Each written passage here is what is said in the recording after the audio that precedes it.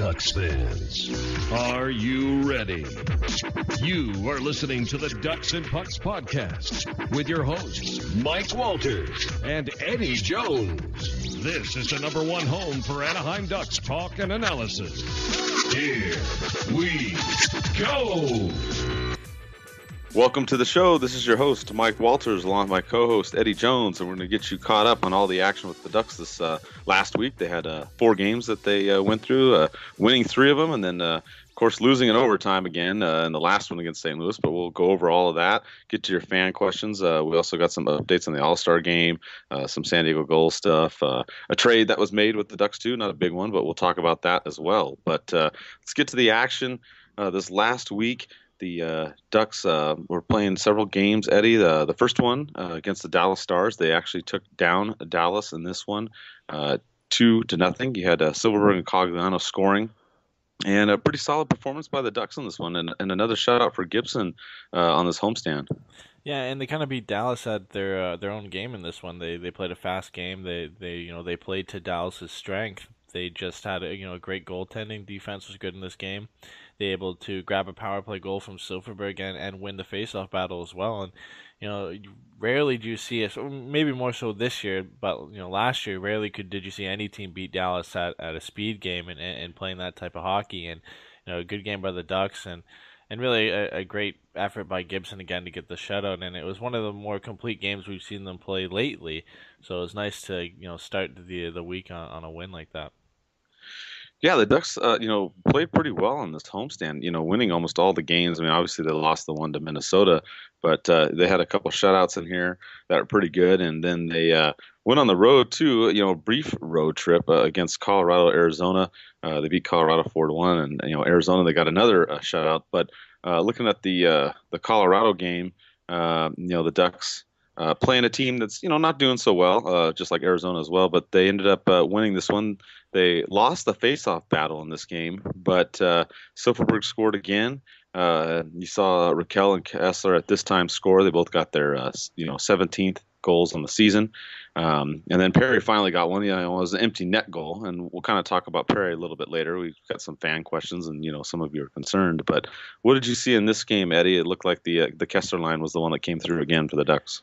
Yeah, and really this was a game we said they have to win in this one. You're playing one of the worst teams in the league. Yeah, they still have some quality players on their team in Nathan MacKinnon and Matt Duchene and Gabriel Landeskog, but this was a game that the Ducks had to come in and had to play well and win. And Silverberg started off with a ridiculous shot into the top corner over Varlamov, and the only mistake the Ducks really made in this game was the turnover that led to Nathan MacKinnon's breakaway and the only Avalanche goal of the game. And from there on, they controlled the game.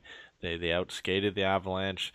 Obviously, like you said, they did lose the faceoff dot, but the Avs also have the second best faceoff man in the league in Matt Duchene. So they do have some quality guys there, but it didn't seem to matter in this game. The Ducks took advantage of the opportunity. Perry snapped his goal drought with an empty netter. So just a complete game, a good follow-up from the good game in Dallas, and another strong effort from Gibson in this one as well.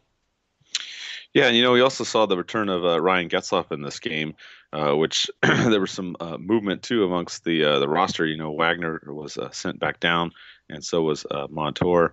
You saw Noesen come up, and he played in this game, and also Theodore came up and played in this game as well. So there were some, a little bit of changes going on. We're going to talk about that. There's a few more movement that were made, after the St. Louis game, but we'll get to that. But it was good to see Getzlaf get back in there. He got an assist, had a plus-minus, a +2, and just to get him back in the groove of things. He played alongside Perry and Raquel in this one, Eddie. Yeah, it was a good game for him back. Like you said, he grabbed an assist. He was on the positive side with his time on ice during that game.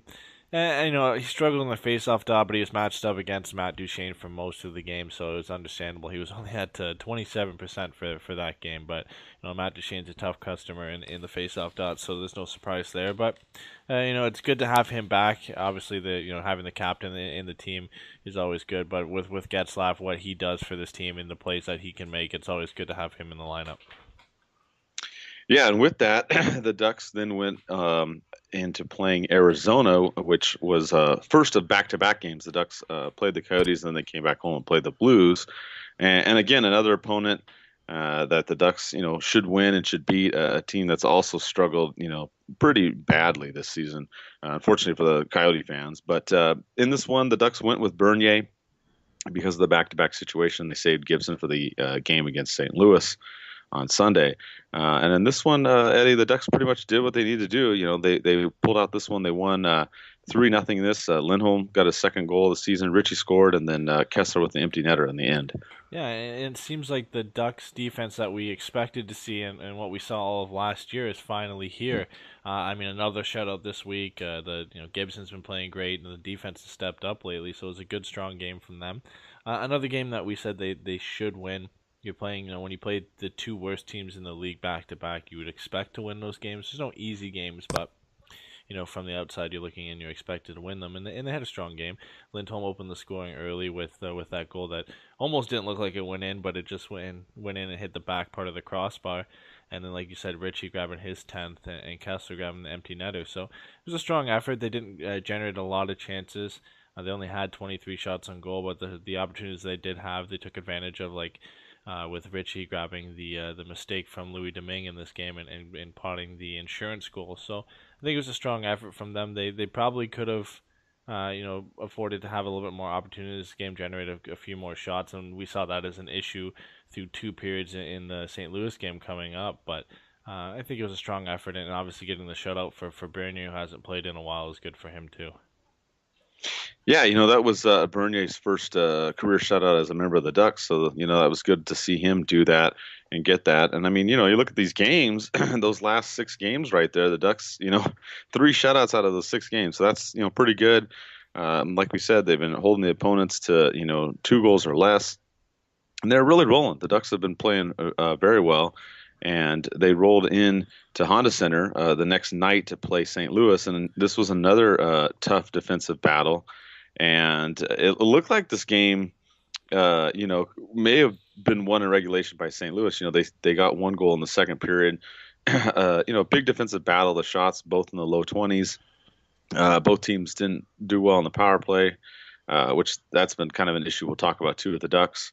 And they were able to tie it up. Raquel got his 18th of the goal, so he and Kessler both lead the way now on the team. Getzlaf getting another assist, so we saw he got an assist in each one of these games since he's come back, and it looked okay until we went to overtime, Eddie. Which every time we go to overtime, it's kind of an interesting situation. But the Ducks ended up dropping this one in overtime, 2-1. They're now 1-8 in 3-on-3 overtime, and they're 2-1 during shootouts. But just kind of a little bit of frustration. You really thought the Ducks could have come away maybe with 2 points in this one. Yeah, it was a good road game for the Blues. Both teams would be tired coming off playing the other night. Obviously, the Blues played the Sharks the night before, and the Ducks played obviously Arizona. So it was a tough game through 2 periods. Like you said, they both had a defensive game going, limited amount of shots throughout both the first 2 periods, but I think the Ducks did a good job of limiting the Blues power play. The Blues went 0 for 3 on the power play in this, and the Ducks have really stepped up their penalty kill in the last week or so. So I think that was a good effort for them in this game. And just unfortunately, they kind of get a little bit unlucky, especially on the first goal by Patrick Berglund in the second period. There's not much you can really do on that play. Gibson maybe could have got across a little bit quicker and blocked it off, but it just found a way through, and there's not much you can really do to prevent a goal like that. And I think other than that, the Ducks played well defensively, like you said, until overtime. And again, another mistake, and it's hard to criticize Getzlaf, with the play he's had this season, but in overtime, he seems to be just a different player, because he lets Patrick Berglund skate outside the zone, come in and get in behind him and have an easy tap in that, there's no chance for Gibson in this game. And it's unfortunate because the Ducks played a pretty good back-to-back game. They played a good defensive game in this one as well. And it's disappointing to not come out with 2 points that they probably could have deserved. But in the end, at least they grabbed the 1 point. Yeah, they grabbed the 1 point, and some of the fan questions, and we'll go into in just a second, pertain to Getzlaf and Perry. But I think people are, their patience has run pretty thin with the overtime. If you've noticed, most of the overtimes this season, Perry really hasn't been out there anymore. And it's just my opinion. I think it's time for Getzlaf to not be out there as much anymore either. I mean, it's kind of frustrating because he's not doing the drop passes like he did last season. So that's a positive. That's been gone. But it just seems like he's either missing, an assignment on defense like he did in that game, or he's either passing or shooting the puck wide and springing the team the other way.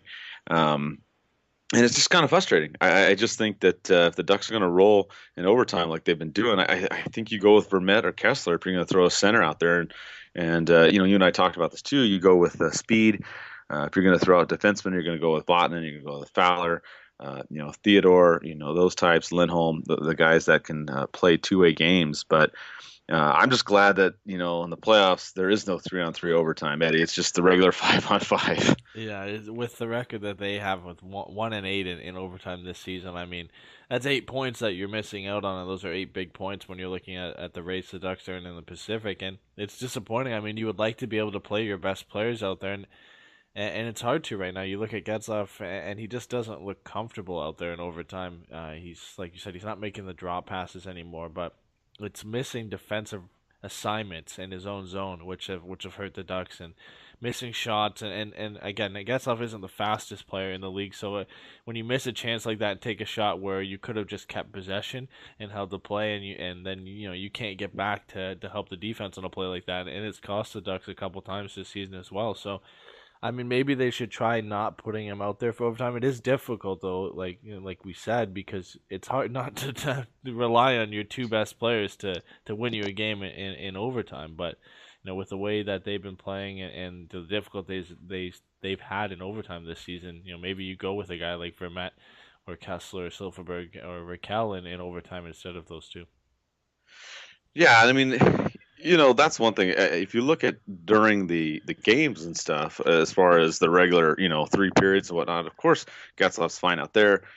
He helps out on the power play, of course, and is fine in that situation. I just don't know what it is. It's, the 3-on-3 has just been kind of something that's been his Achilles heel. But it does raise, some questions, and some of the fans have asked about Getzlaf and Perry. We had Danny ask a question, a couple other people as well, about, what's going on with both these guys. As far as the season, obviously, Perry hasn't been scoring as much, and at least the people in my section are pretty concerned.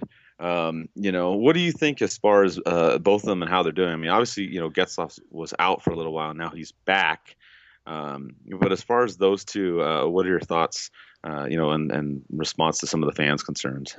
I think other than overtime, Getzlaf has actually been pretty good this season. I mean, of course, the issue we've had with him for a while now, for the last few seasons, is at times where he should shoot the puck, he doesn't. But I mean, that's just the type of player that he is, and I mean, I think we're going to see that for the rest of his career. The older he gets, I think the more he's going to look for the pass, and I don't think there's an issue with that. He's one of the best passers in the league, so I think his play's been pretty good, and in regulation and just maybe in overtime is where you could look to work on some things. But as for Perry, I think you look at the stats for that. I think that's where you kind of look at the issue. And I mean, it's hard to say just look at the stats and say he's doing bad. I think he's doing all right this season. But when he's only at 8 goals and the last a couple of them are empty netters as well, so it's difficult to say he's doing great. And he's making good passes. He's assisting more than we would expect from him, but that's not exactly why or what we want him to do, especially at this point when the Ducks are struggling to score goals as of late. He's the guy that you would hope to be able to rely on, and really he's still in this slump that he can't seem to get out of. I know he broke it with the empty netter, but I mean he still hasn't scored a goal, a regular goal in about 14, 15 games now, so that's something that we're hoping to see him change. And I mean, he's still getting opportunities. He's still the same player. I think it's just a matter of time. And we've said that so many times this season, even on the first time he was slumping. It's just a matter of time before he starts scoring. And then he grabbed 3 in 4 games, and we thought it was done. And, of course, now here we are another 14 games later, and he only has 1 goal. But I think something that Thomas mentioned, one of the writers for us, is that he's just not being a pest this season. We're not seeing it as much. We're seeing it, at some points, but not as often as we'd like to see from a guy like Corey Perry. And maybe that doesn't attribute to his goals, but it kind of just his whole game just kind of seems off when you don't see him doing stuff like on the ice, and maybe that attributes to him not scoring goals or not. But if the Ducks are gonna push for a Pacific Division title or move farther in the playoffs, they're gonna need him to start scoring goals soon. Yeah, I think you make a good point there. I mean, I think if you do look at the stats, if you look at the puck possession stats, you look at the shots, you look at the time on ice and all those things throughout his career in this season, a lot of it hasn't really changed. There's not a big discrepancy. He's not, not getting opportunities. He's not, playing less time, things like that. So if you look at overall in the stats, everything looks, pretty much the same, but except for the goals. And you wonder what's going on. I think, like Thomas mentioned, you mentioned too, is that whole pestiness of Perry is what we haven't seen in a while. We're so used to him being in front of the opposing goalie's, crease, getting, attention from the defenseman, getting attention from the goalie, and, basically just, causing chaos in the crease. And I think that's the biggest element missing from his game. And I don't know what it is. I don't know why he hasn't done it as much or what the issue is this season. But I think he needs to get back to that, and it will dramatically improve. And another thing I think that maybe the Ducks could do is maybe change up the lineup a little bit. I mean, obviously you're not going to change the Kessler line. We all know that. That line has been like playing out of their mind, both sides of the rink. So that's the do not touch line, basically. But when you look at with Getzlaf back, I would think maybe you keep Getzlaf with Raquel, and then you put Casse on that line, and then maybe you put Perry down with Ritchie and Vermette. I mean, we look at Vermette, and Tasha asks about Vermette and how well he's done and how he's helped Ritchie. Ritchie's got 10 goals. He's got more than Perry. I think it's something that maybe could help Perry out too, is if you have another person like that. I don't know, with Perry and Getzlaf, it just doesn't seem that the chemistry is quite there as much. That's just kind of my thought of what I've seen out there. And maybe if you change it up and put, because Perry has played with Ritchie before, a little bit with Vermette, but maybe you try that line out. It might be something that might work a little bit better for Perry, Eddie. Yeah, and I think if the goal scoring, struggle continues in the next few games, there's a possibility that we see some lineup changes. But I actually like what I've seen from Matt Casse and Ritchie so far. And the other part of the question she says too, do they look like that it should be a line that should be kept together long term, like the Cogliano, Kessler, and Silverberg line, and I think they've actually done a pretty good job so far. They're more of an energy line, especially with Cache out there. Ritchie's out there hitting guys as well. Vermette is an energy guy as well. So I like how that line is together. And no, of course, if the goal scoring struggle continues, then yeah, we might see Vermette go with Perry. Of course, winning those faceoffs, you might have give Perry a couple more opportunities to score some goals as well. So it'll be interesting to see what they do. We've got a couple more games coming up before the All-Star break. So if they struggle to score goals in the next 3 games or so, we might see a couple lineup changes either before the All-Star game or after. Yeah, I think I agree with you there. I mean, I do like the way that Vermette line's been playing right now. I just, I'm trying to think of how the Ducks can get more offense. And, obviously a lot of people point at Perry. So if something doesn't give in the next couple of games, because like you said, he hasn't scored a regular goal and it seems like forever. I mean, yeah, he got the empty net goal, but we don't really count that as a score. But, speaking of the other line, we talk about the Kessler line, how well they've done. We had another question from Matt about Kessler and whether or not he should, end up winning the Selke, which is, it's been a topic for the last couple seasons.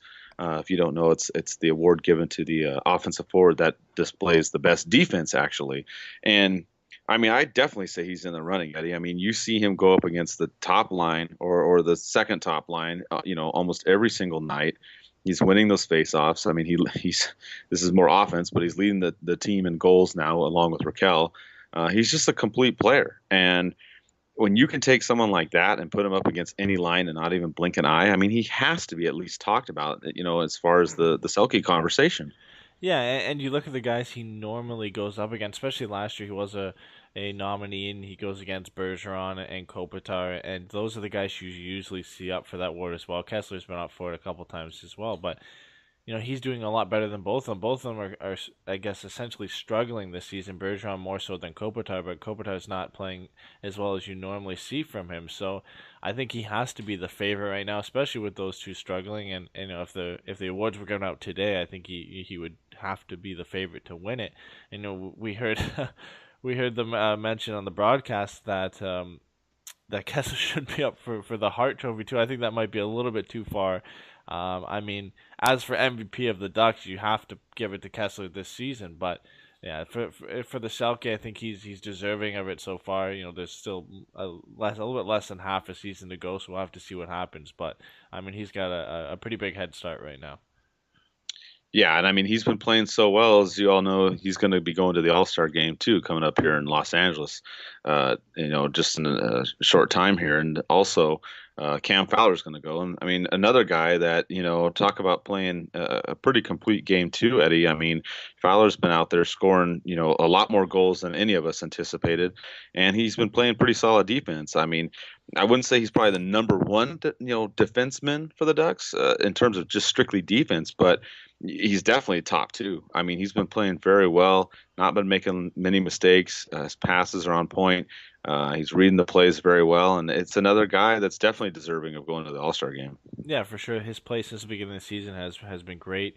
His power play early in the season before the Ducks struggled on the power play was one of the reasons why their power play was ranked second for a long time there. And he has, like you said, he's been scoring goals. He's got more goals than Perry right now. He's one shy of his 10th of the season. He's got 23 points. He's well deserving of going to the All-Star game. Probably the Ducks' second best player this season, if you're counting from the beginning of the season. Obviously, Raquel and Silfverberg are right there, rivaling him and Kessler. But yeah, he's well deserving. Came back from all the trade talk that we had in the offseason surrounding Fowler, and now that I'm pretty sure that he's put down all the rest with his play so far this season. Yeah, and it's interesting. You mentioned trade talk, and the Ducks did make a move this last week. Nothing crazy, but they went out and got Enroth for a 7th round 2018 pick. And it's just kind of funny because you and I had talked about Enroth, back last season with the trade deadline and other things. And before the Ducks had got Bernier, what was going to happen, and now here he is, and he's actually playing tonight right now for the Gulls. So the Ducks made that minor move, and it's not a big deal. Bernier's not going anywhere. It's mainly because Hackett and Tokarski have been injured, so they needed more depth down in San Diego. But there's a lot of talk about what's going to happen as the trade deadline comes up, and it's a little over a month away. It's coming up, and we just saw today that Theodore and Noesen, who had gone up, have come back down. We haven't heard anything else, but if you look at the Ducks lineup right now, they have 12 healthy forwards and 6 healthy defensemen. So it kind of leads you to believe that maybe Thompson or Stoner could be coming back. I know, if you haven't been following Thompson, you go on his Instagram, he's like lifting weights like a madman every day. So he's been working to get back. But it brings up an interesting situation. We have a few people asking about trades. They're asking about when Thompson comes back, what do the Ducks do? And I know we've talked about this a little bit, but what do you think in terms of trades? Obviously the Ducks made that small one, and we have the cap issue. What do you see? Also, Colorado did a trade with McLeod too. So not the one we talked about or thought about, but the ball's rolling there. You think something happens with the Ducks in Colorado, or maybe some of these other teams that we've talked about before? Yeah, it's an interesting move for sure that the Ducks now sit with just enough players to ice a team right now. Usually you like to have a couple guys up, and the game last night you had Theodore and Noesen sitting in the press box. Usually like to have at least one forward and one defenseman available to you above the bare minimum. But it's interesting to see that, because maybe, like you said, Thompson might be back. Stoner might be ready to go. Obviously, we haven't heard anything yet, but it's an odd move. And as for the trades too, you got to look at Colorado. They got the ball rolling with the McLeod trade. There's still rumors of them looking to move maybe Matt Duchene or moving Gabriel Landeskog. Joe Sakic came out and said basically everybody's available except for Nathan McKinnon and Mikko Rantanen, so that leaves a lot of possibility for them. Joe McGinley's another guy still with Colorado as well, who will most likely be with a different team come the trade deadline. He's looking to go to a contender. I doubt the Ducks go for him just because of the salary cap, and the Ducks don't really have the space to make a deal with him. And when you look at their cap space, it really does making a trade difficult for them right now. I mean, you can't look at some of the top free agents or rental players that are available because most of them are making $3, $4, $5 million, and unless the Ducks move out salary in the deal, they can't make a trade, say, for a second round pick for a rental player or anything like that. There's just no room for them to make a deal like that. So any kind of deal they make is going to have to be either a roster player for a roster player, and then you look at maybe moving a defenseman again, either i.e. Vatanen or Fowler, or you look at moving a younger guy and trading for a forward and hoping that the other team retains some salary. So if they are going to make a big deal, it's going to take some flexibility, that's for sure. Yeah, I agree, and I think, looking at these moves right now, if the Ducks are going to do one, I still think it leans towards getting a forward, just because the way the Ducks have been playing, it's kind of weird. They've kind of shifted gears here. The Ducks are playing much better defensively. Offensively, it now kind of been hit or miss. Where earlier in the season we saw it was they're scoring a bunch of goals and they're giving up a bunch of goals. So it's kind of gone back to that. I mean, I like the way the Ducks forward lineup is, but if they're able to trade a defenseman to create more cap space, when Thompson comes back, and then bring in another forward, I think it would help. I don't know if it's necessary, but the way this team is now, and this is some other fan questions too that we've gotten, is this team is a good team, Eddie, that's going to make the playoffs. I mean, they're in first. I don't really care if they win first, and I don't think a lot of people out there do either. We saw what happened the last 4 years, and we don't need to rehash that. But I think this team can do well. If they finish in the top 3 in the Pacific, make the playoffs. But I still think maybe one more player, Eddie, could get the Ducks over that hump and, past the Western Conference Final and into the Stanley Cup. I mean, what do you think? Yeah, I think they're one top 6 left wing away from being a contender. I mean, they're finally playing like how we expected them to play at the beginning of the season, when they said they're probably going to struggle to score goals, but defensively the main guys are still there. So we would expect them to be good defensively, and we've finally seen that this year. Gibson started to play better. Bernier's come in and played well when we've needed him, and the defense has finally stepped up. And in the last few games, they've been unbelievable. So it's the goal scoring that seems to be the issue. And yeah, I think right now they're definitely good enough to make the playoffs, maybe go a round or two deep. And if they can get some depth scoring with the lineup they have right now, then yes, maybe they could contend. But there's a lot of maybes and ifs and ands and buts in that situation if you don't add a top, a top left wing preferably, or just a top 6 forward in general, somebody who can score some goals for you and is reliably going to score goals for you. It's a tough trade to make, like I said, with the cap issues and trying to find a forward like that available. I mean, a lot of guys we thought available at the beginning of the season, right now, it doesn't necessarily look that way. You look at JVR in Toronto and the fact that they're pushing for a playoff spot. He might no longer be available. I'm sure they'll still inquire and ask about him. You look at Detroit now. They're looking that like they're probably going to miss the playoffs, and now you can look to maybe Thomas Tatar or something else in that aspect. But if I was the Ducks, I wouldn't really trade some of the younger prospects like Theodore or Larson or Montour and move them for a guy you're only going to have for a couple seasons. I think if you're looking to move those guys, you want to bring in a young forward with some term that you can lock down and have for the next couple seasons. Yeah, I agree. I think if the Ducks make a move, they have to look at what are they going to do. Are they going to move someone that's been around with a contract like Vatanen, or are they going to try and go for a young guy that's got a good future?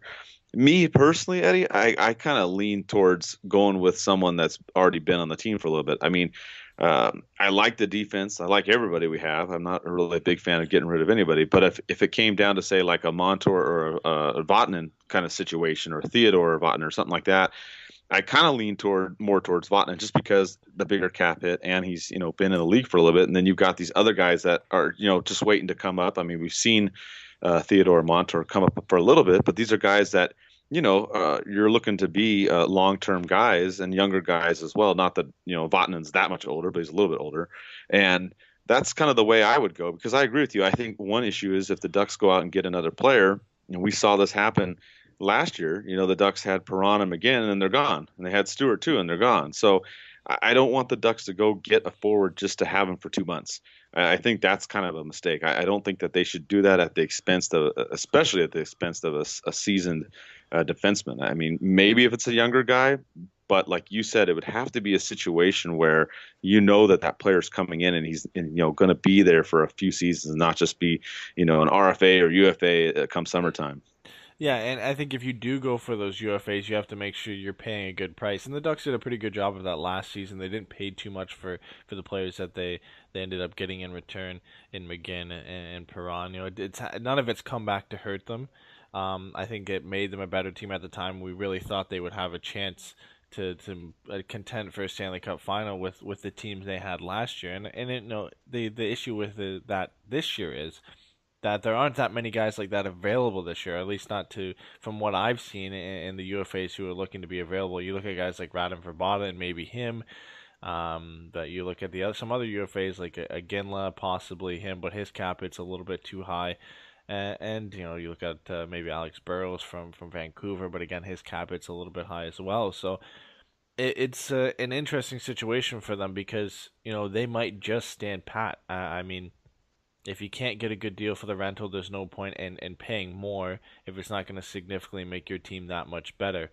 And there's no point in, hunting down a Duchesne or a Landeskog or a James Van Riemsdyk and overpaying if you don't think it's going to make you that much better. So I think there's a realistic chance they don't do anything significant, but, there's a lot of things they're going to have to change if they're going to contend. And a lot of guys, especially Perry, are going to have to start scoring more goals. Yeah, and you're right. That's part of the issue, and that's why maybe if they do bring in someone else and shake up the lineup, we'll have to see. But you know how Bob is. I mean, there's not going to be anything super earth-shattering come trade deadline. He's not going to go after some huge name player with a big contract. I really doubt that's going to happen. I mean, if it does and it works out, then great. But I think, like you said, he's going to go more for the player that can help at a reasonable deal, and that's what we've seen.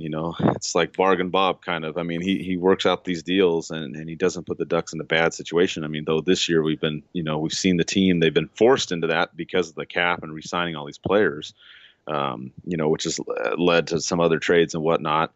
And of course the expansion draft too has kind of messed that up. But like you said, if they don't make a move, then the Ducks offense definitely needs to pick up. I mean, that's definitely going to be a concern. They played well recently, and that was kind of another fan question that goes into it is, the Ducks have played better lately, but they've been playing these opponents that aren't necessarily as good. So when we're looking at this team, they're in first place, they're playoff bound, but have these last couple of weeks been kind of a false sense of security because the Ducks are playing good defense against poor teams, and then the offense isn't coming through. So what do you think about that, Eddie? Do you think that this last couple of weeks is just because of the opponents the reason why the Ducks are playing better, or do you really think the Ducks are playing better?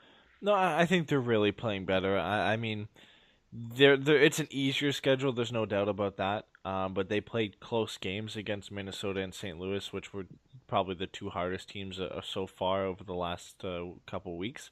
They lost 2-1 to each of them and played solid games in both of them. The Detroit, the two games against Arizona, the game against Colorado, and the game against Dallas, and all of which they won all 5 of those. Those are easier opponents, but they're still tough games. Don't get me wrong. Detroit's a good team. Dallas can score goals at will, and shutting them out is good as well. And beating Arizona twice, and like you said before that in the last podcast, that they always play the Ducks tough. It's a Pacific Division matchup. There's a little bit of rivalries there, and the fact that you play them so often in the season, and those are big wins for them as well. And even Colorado to some extent too. We mentioned when we were reviewing the game that they still have some stars on their team in McKinnon and Duchesne and Landeskog on their fast team, and I think the Ducks were able to keep up with them and play solid defense. The goal scoring, the goal scoring was only there in the game in that game against Colorado. Maybe the winning 3-0 win over Arizona as well, but I think you have to look at it and say yes, they've played well. You do have to look at it and say yes, it has been a weaker schedule, but you can't fault them for that. They have played better, and they deserve to be recognized for it. Yeah, I think my only concern really has been this last couple of weeks, and part of it's been because Getzhoff's been out, but it's been the power play. The Ducks in these last 6-7 games are now 1 for 20. They've still been in the up towards the top 10. I mean, now going down more towards the bottom of the top 10, but That's just been my concern is that they've been getting chances. You've seen some of these games, or they're getting 3 or 4 power plays in some of these contests, but they're not cashing in. So that's kind of my deal. I think if you had to look at how they play, I agree with you. I think they are playing better, especially on defense. I mean, you can't. No matter who you play, if you shut out someone, it's a shutout. I mean, that's what it is. I mean, yeah, some of the teams aren't as good, but you get 3 shutouts. Other games you're only giving up 1 goal here or there. Like you said, they only gave up 2 in Minnesota in the St. Louis game. So I definitely agree. I think the defense is playing a lot better. The fact that they're able to play tight games and win most of the tight games is good, especially come playoff time. Just kind of want to see an uptick in the offense. I think that's really the thing that we've kind of honed in on is this team has kind of switched. They're playing a lot better defensively, but now the offense has kind of gone quiet. So I hope that with Getzlaf back, that may change a little bit. He's getting assists. He's been getting assists in each of the games that he's been back. We'd just like to see Perry maybe get some more goals. You can't really ask much more of the rest of this team. I mean, you look at Raquel, he's been on fire. Kessler's been on fire. Silverberg's scoring again. Maybe some of the other guys, Kassé, if he chimes in again. But they've been doing pretty good with what they got. And as we talked about in the beginning of the season, Eddie, the Ducks have relied on a lot of players from the goals, and so far so good. Yeah, and I think it's right on, saying that it's switched completely, and the defense has been better because the penalty kill has been better, and the offense has been worse because the power play has been worse, and they coincide with each other. The Ducks have allowed less goals because they've been very good on the penalty kill. Look at the game against St. Louis; that's the 3rd best power play, and you stopped them on all 3 opportunities. But if the power play can kick up, then yes, of course, the goal scoring will go up in turn. The Ducks will, if they scored 4 or 5 more power play goals last week and we're just a little bit better, then of course I don't know if we'd be sitting here talking about the goal scoring. 4 or 5 more goals makes a big difference, but. I think if the power play gets better, then that will help with the goal scoring and everything like that. But I don't mind it. I think defensively, trending upwards defensively is good for them, and it's shown. I mean, they're 5-1-1 in their last 7 games, and they haven't been scoring a lot of goals in that stretch. And you have to be able to win these close games. We talked about that early in the season, that the Ducks are going to have to eventually be able to win, 2-0 games, 2-1 games, 3-1 games, and they've been able to do it as of late. So. I think that's a good thing, and like you said, if some guys can chip in goal scoring, if Perry can get going, then the power play eventually will just trend upwards with it.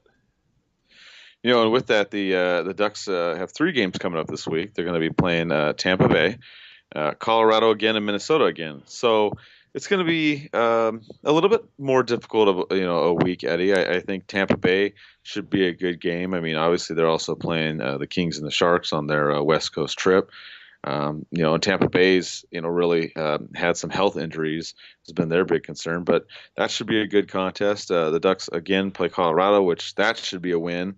And then of course they go to Minnesota to play the Wild, which we saw what happened this last week. So it's going to be a little bit tougher, but I think the Ducks can still win 2 out of 3 this next week, Eddie.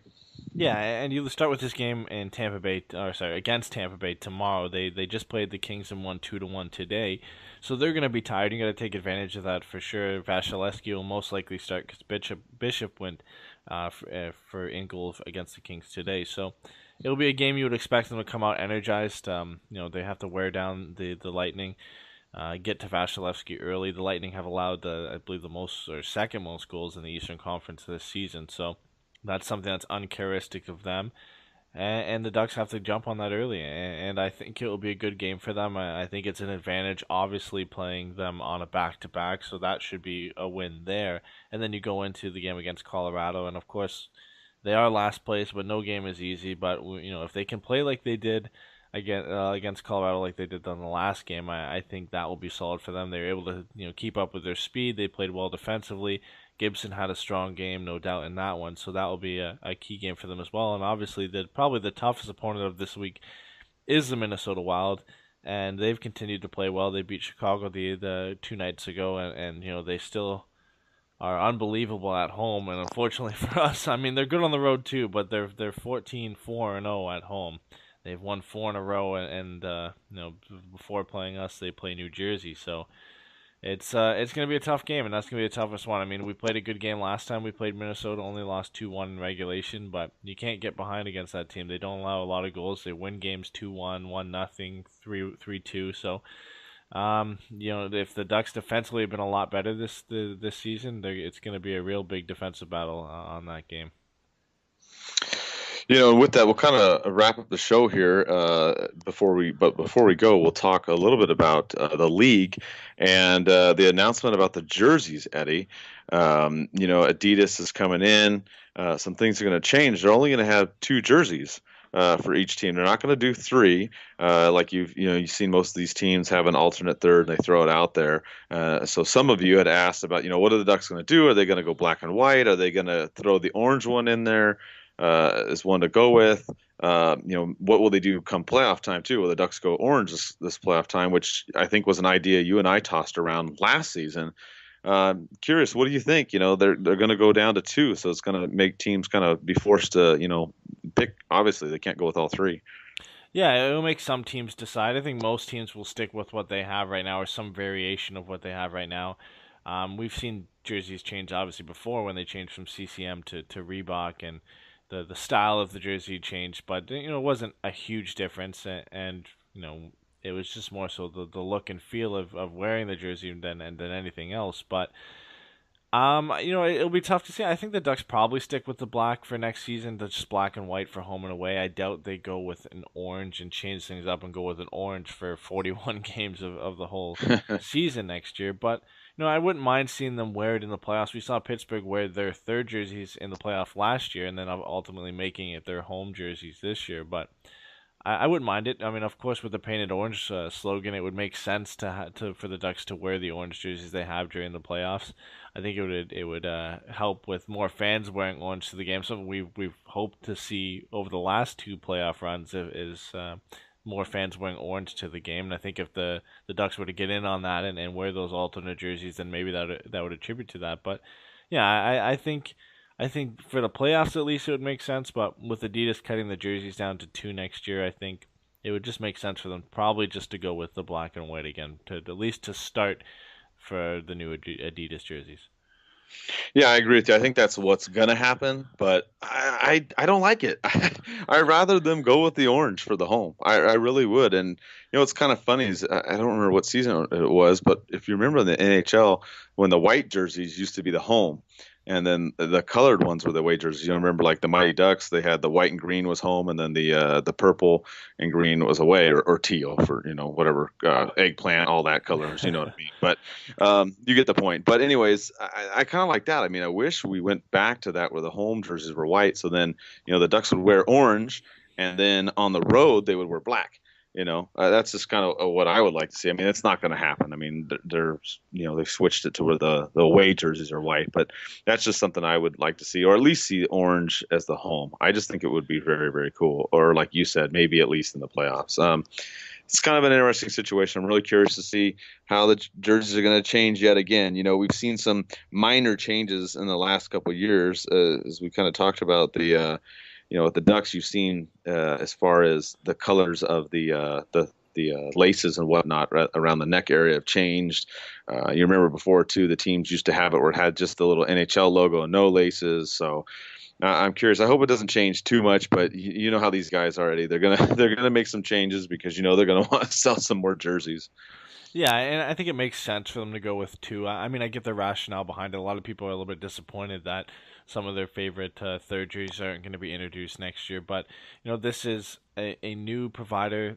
They've got to get a feel for the market. And it's understandable only having 2 jerseys. I mean, it from a business standpoint, it makes sense. You don't want to go out with 3 and then it backfires. I mean, if you have 2, you got 2 options for your fans. See how they like the jerseys, and it's a new design. I mean, when we remember going from CCM to Reebok, like I said before, I mean, it was a big difference in the design and feel for the jerseys, and I'm sure with Adidas making them, it's going to be a big difference. So only having 2 options kind of makes it an easier decision, and I think it's a smart move for them to go with that.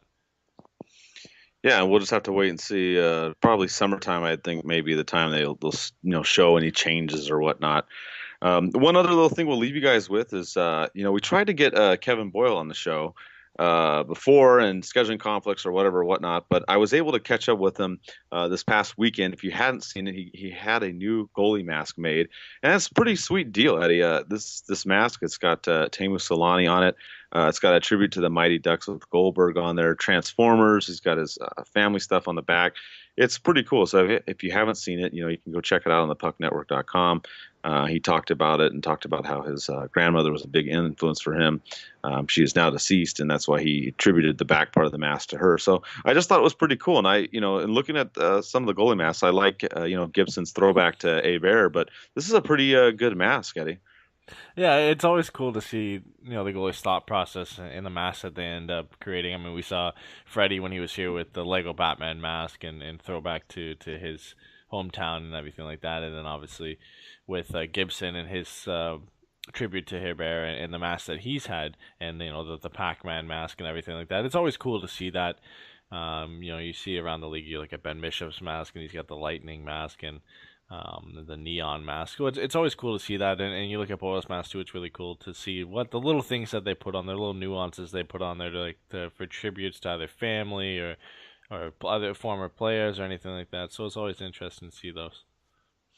And it's also a different company too. We're used to seeing David Art and all that stuff. This one's actually Shell Shock Designs. There's some links on our website. You can check it out. They do stuff for other sports as well. So they did a pretty good job, designing this helmet. And as far as Boyle's done too, he's played well, and he won his first game wearing this helmet in overtime. He's won 5 of his last 7 games with just over 2-point goals against average and .923 save percentage. So he's been playing well in San Diego.